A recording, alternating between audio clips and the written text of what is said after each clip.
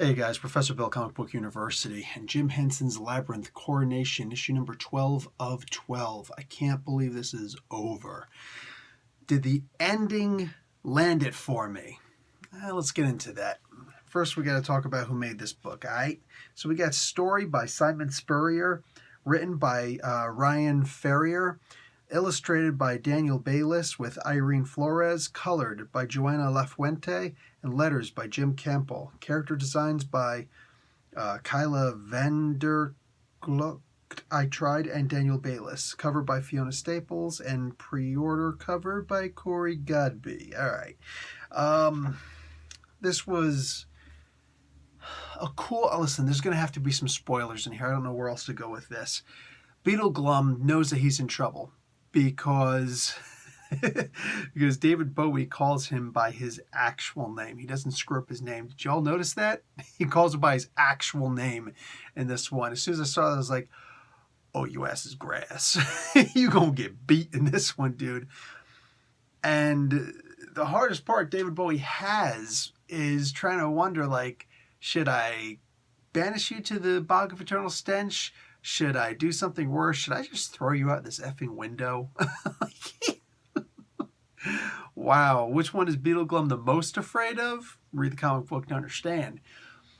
Man, the ending, I guess it really is the perfect ending for a story like a Labyrinth story, you know? We don't get the final answer. We believe that Bowie is, in fact, that child from way back when. We do get to see where all the heroes went. And I figured out the worm, okay? I figured out the worm. But everybody else, that was actually, it was filling. Was it fulfilling? Not with the main character.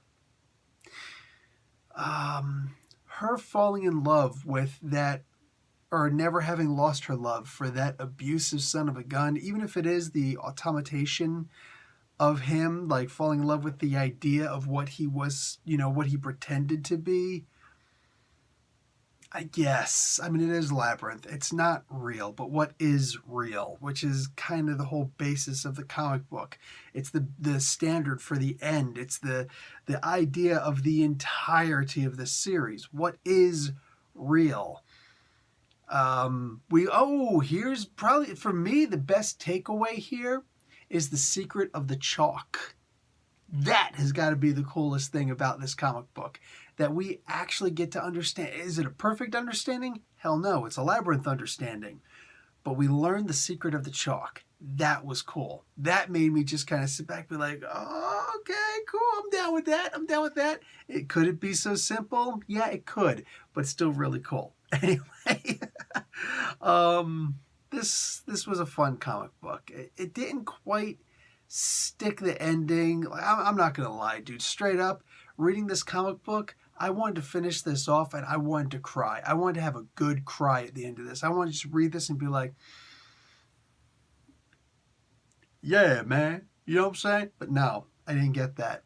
I didn't get that. I read this and I smiled.